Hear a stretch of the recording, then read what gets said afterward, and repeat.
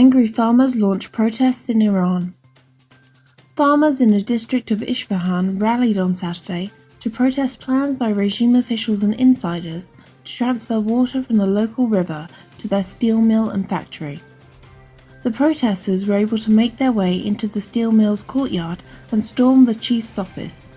Officials dispatched anti-riot police units to the area to quell these protests. Farmers in Isfahan Province have a long history of protesting with regime authorities for what is their rights.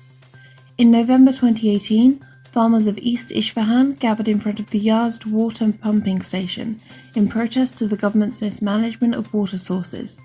In the past years, the Iranian regime's corrupt policies have cut off adequate access to irrigation water, causing much damage to the farmers of Isfahan.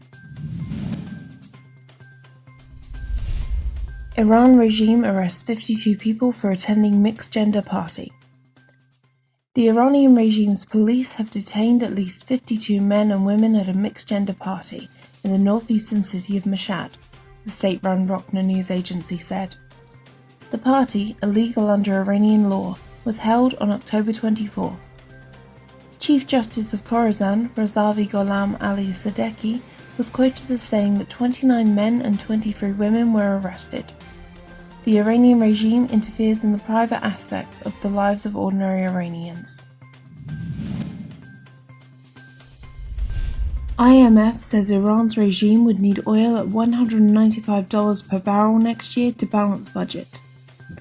The Iranian regime would need oil priced at $194.6 per barrel to balance its budget next year, the International Monetary Fund said. Hurt by tighter US sanctions, Iran's regime is expected to have a fiscal deficit of 4.5% this year and 5.1% next year, the fund said in a report on Monday. On Friday, international benchmark Brent crude closed trading at just above $62 per barrel. Iran's economy is expected to shrink by 9.5% this year, compared with a prior estimate of a 6% contraction, the IMF has said.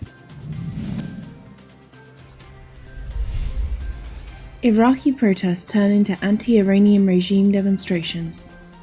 The protests in Iraq, which started at the beginning of this month, have moved into a new direction. Starting as a protest against high unemployment rates, energy shortages and corruption, now the protesters are chanting slogans against Iran's regime and its proxies in the country. Hundreds of people were killed in Iraq, mainly in Baghdad, by Iran-backed militias.